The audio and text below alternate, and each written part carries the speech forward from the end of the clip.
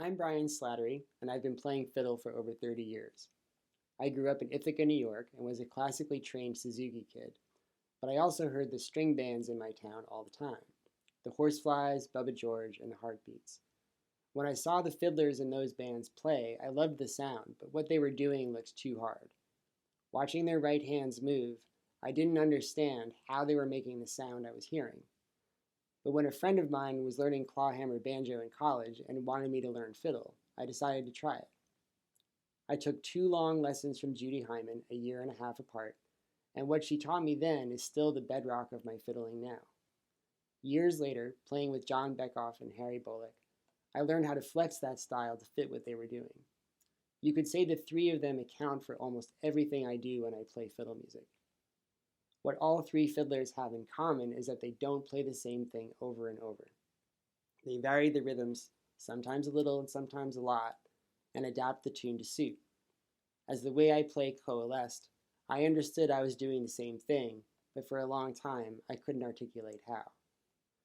The light bulb for me went off when I took West African drumming classes a few years ago from New Haven-based drummer Seni Tachal Kamara, who plays in a Ghanaian tradition. He explained that the individual sounds that drums can make are like letters in the alphabet, and whether you're playing patterns that are thousands of years old or improvising, you combine and recombine those sounds to make words and sentences. I realized that we're doing the same thing with our bows on the fiddle, and often using the same rhythms as the drummers do. And given the history of Southern fiddle music and its likely origins among enslaved people, that's probably not a coincidence. Each beat in the bowing rhythms we play can be understood as a letter, and we can use the rhythms to make words and sentences, to communicate to dancers and listeners, to say something in the tunes we're playing. But communication in writing begins with the alphabet, and arranged in a certain way, the bowing patterns can be laid out to form a rhythmic alphabet, the range of letters that let you speak the style fluently, no matter what tune you're playing. That's what this video is about, the rhythmic alphabet of fiddle music as I've come to understand it. In this video, I'll first demonstrate the 3 patterns that form the alphabet. There will be a little explanation, and then a few minutes of each pattern that lets you play along. Each of those patterns covers 4 beats of music. Next, I'll lay them end to end, the reciting of the full alphabet. Next, I'll show how to apply those patterns to 2 easy tunes, and I'll show how the patterns can be combined and recombined so that we can use the same tune to say a lot of different things. All the bowings are about playing on 2 strings at once, pretty much all the time, to create drones, harmonies, dynamics, and volume. It's important that this all feels very relaxed too. If you're playing for a dance, after all, you need to be able to play fast and loud without stopping for a very long time. Internalizing all this can also take a long time, or at least it did for me. The information in this video took me years to really get it into my muscles, so be easy on yourself if you decide to incorporate this into your own playing. It's okay if it takes a while. The first pattern is the shuffle that Judy Hyman taught me, so for the sake of this video, we'll call it Judy's shuffle. In terms of bow direction, it's simple, just a saw stroke. Down, up, down, up, down, up, down, up. The beauty of it is in the details. The first trick is to learn to play the first down bow nearly silently, like a ghost bow. Then the next up bow is louder, swelling into the next down bow and fading away in the next up bow, like this.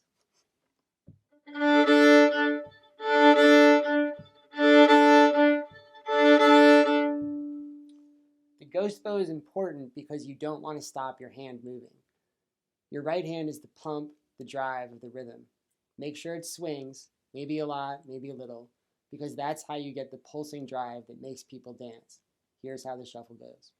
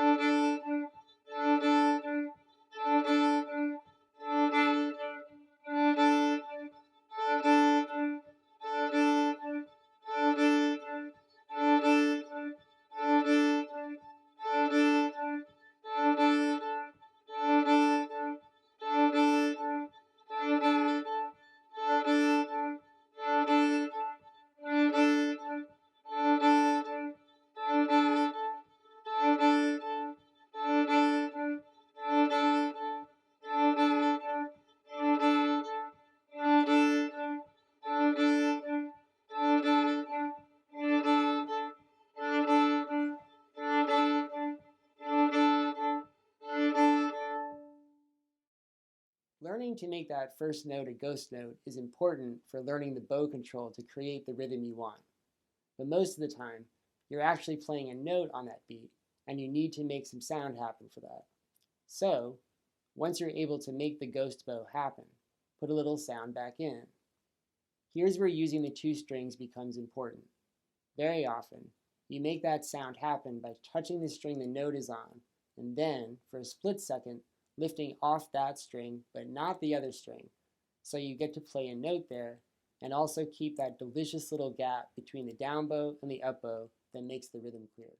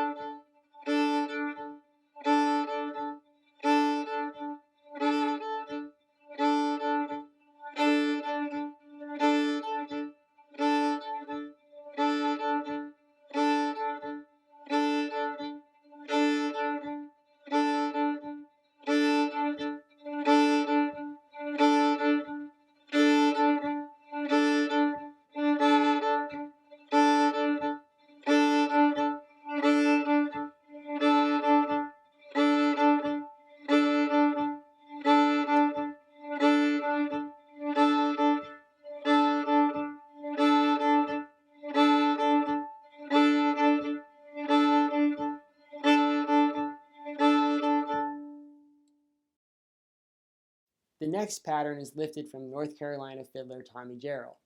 So for the sake of this video, we'll call it Tommy's Shuffle.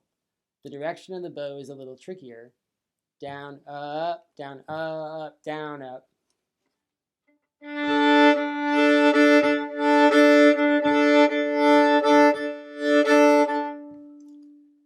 You want to make sure that, especially on the up bows, the note ends louder than it began. If you just play the bowing pattern straight with no pushes on the bow, you get one rhythm,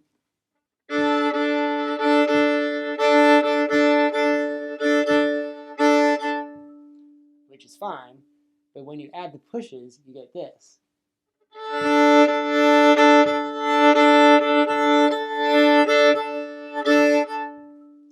Then you end up playing what is essentially two rhythms at once, a polyrhythm, which is what makes it so smooth and irresistible. Here's Tommy's Shuffle.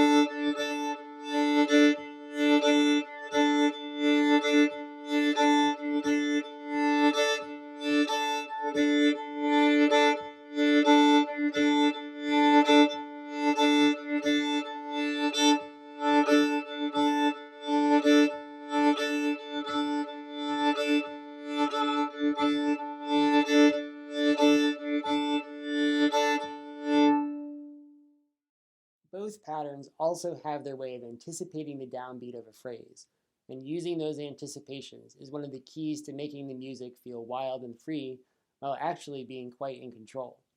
In Judy's shuffle, the anticipations are a question of dynamics. You don't change anything about your bow direction, just how you articulate it.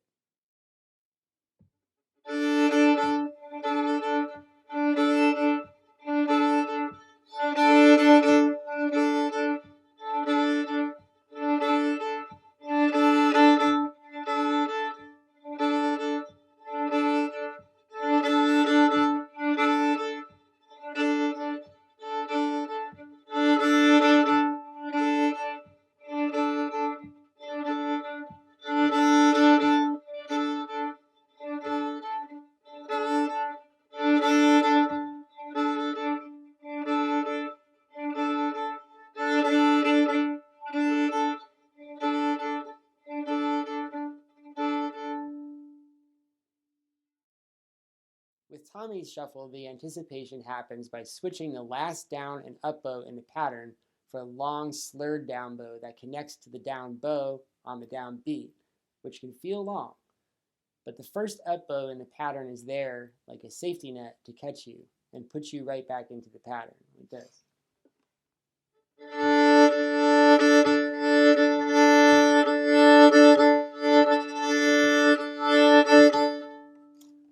So if I were to alternate Tommy's shuffle without and with anticipations, it sounds like this.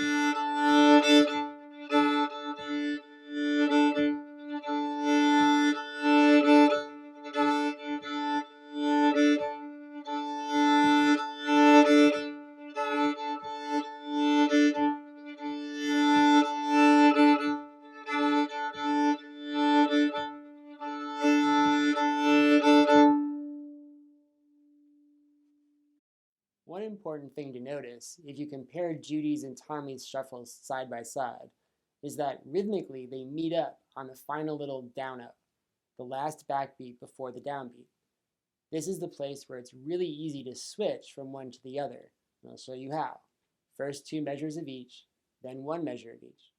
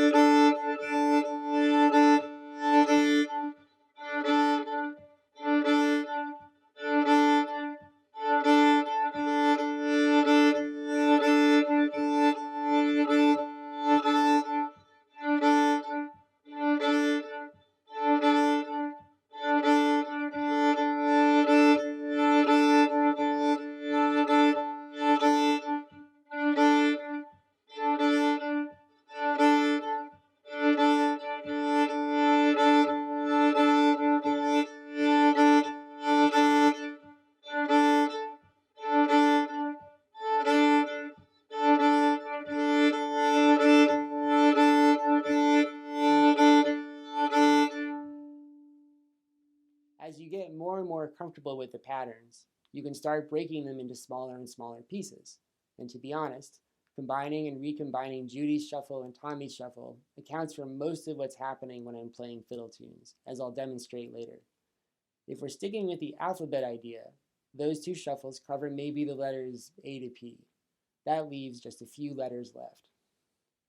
When I showed this rhythmic alphabet to West Virginia fiddler Dakota Carper a few months before making this video, she gave me permission to call this next set of bowings my pattern, which feels right, because I think of this one as the spare parts.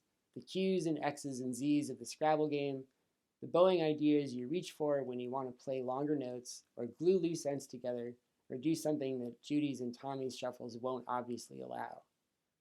The bowing pattern cuts across the beat in an interesting way. Down, up, down, up, down.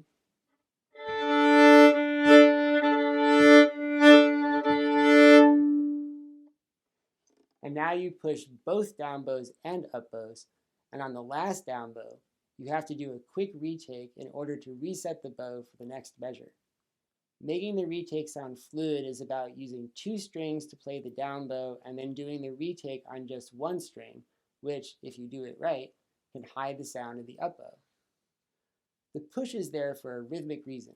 You'll hear that the bow directions make one rhythm,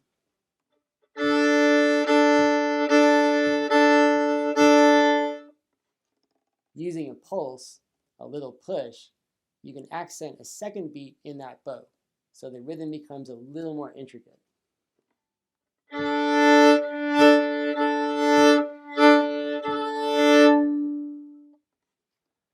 This bowing pattern also is great practice for learning how to shade the way you play on 2 strings.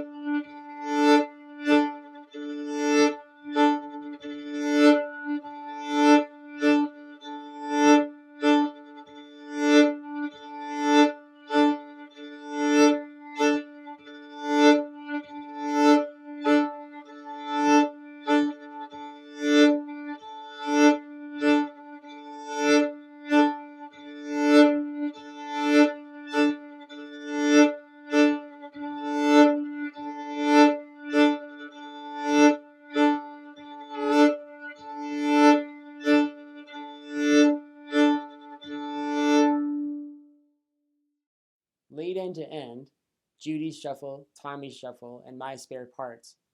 These form the rhythmic alphabet for my bowings, and as far as my right hand is concerned, account for almost everything I've been doing in fiddle music for the past 3 decades. So here's the rhythmic alphabet, A to Z, looped over and over.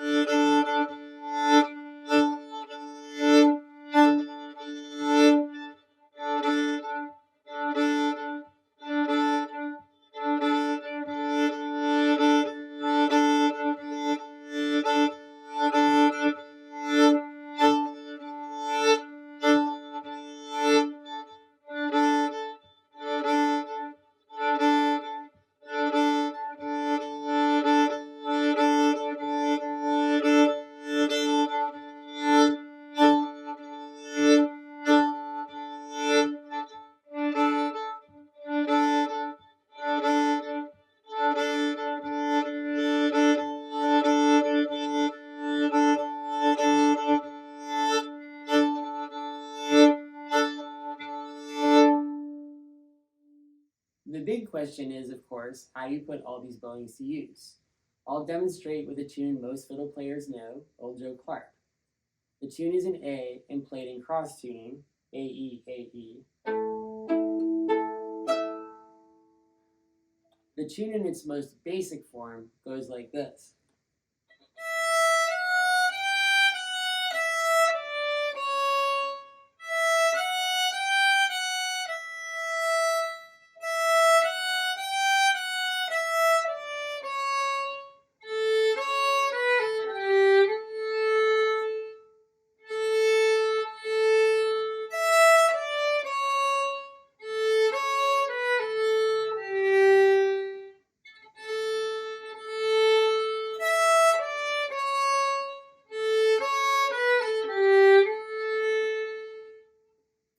It's a great tune because it's a playground for rhythmic variation.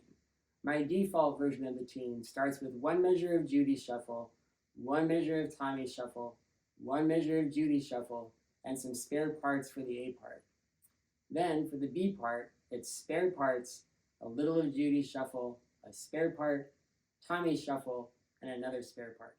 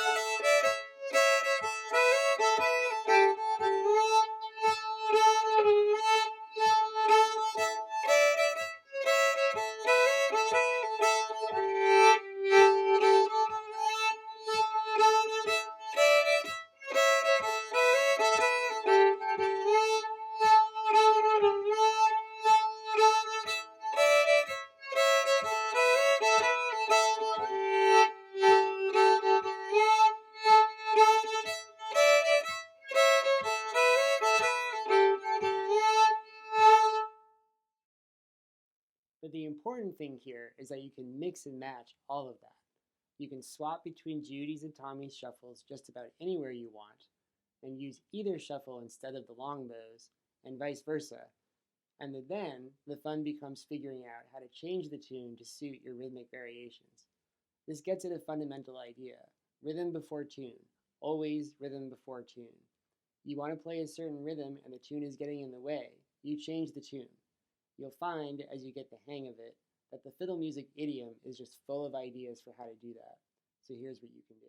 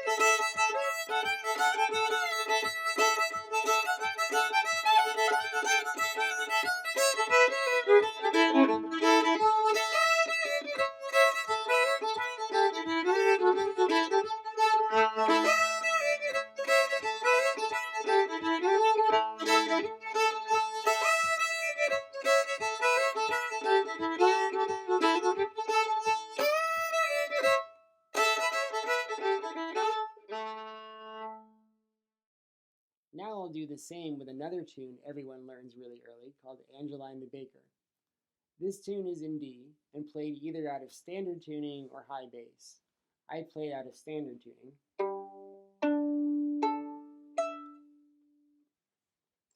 The tune in its most basic form goes like this.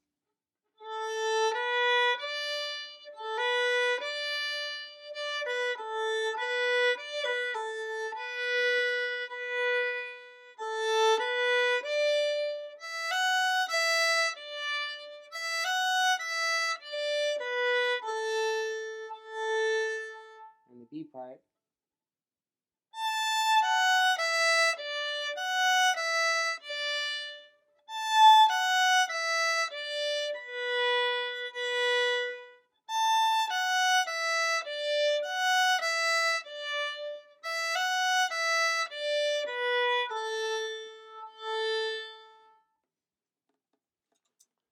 My default version of the tune, however, uses Judy's shuffle, then spare parts, then Judy's shuffle, then more spare parts, then Judy's shuffle again, an anticipation into Tommy's shuffle, another Tommy shuffle, then spare parts for the A part.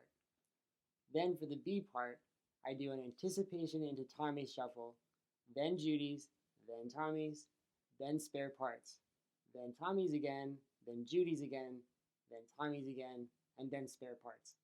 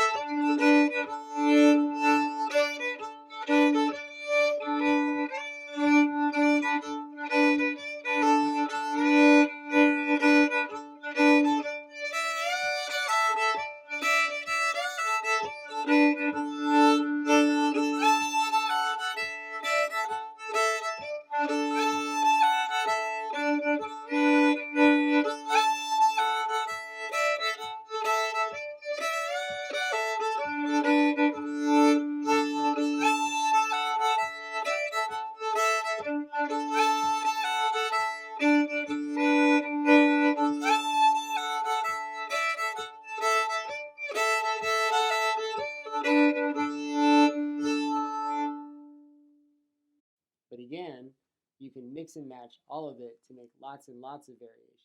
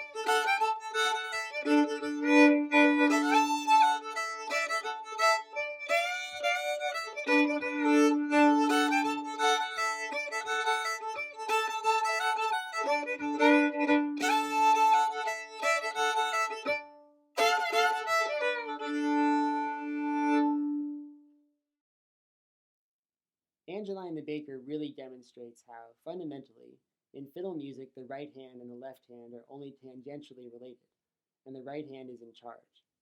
I think of myself as pouring the tunes into the rhythms. The rhythms are the mold, the form. The tune changes its shape to suit. I started playing violin when I was 4. When I started playing fiddle music at 19, it occurred to me that for my left hand, I could probably have played most of the tunes in the repertoire when I was 6 years old. But for my right hand, it was like I was 6 years old. Now I have an alphabet and a vocabulary, and I can use it to make the tunes speak. But that has only opened out a wider frontier. There is so much more to say, so much more to ask, and I know I'll keep asking for the rest of my life. I hope you find all this helpful. Please feel free to contact me through my website, www.bfslattery.com, with whatever questions you have, and I'll be happy to try to answer them. See you around.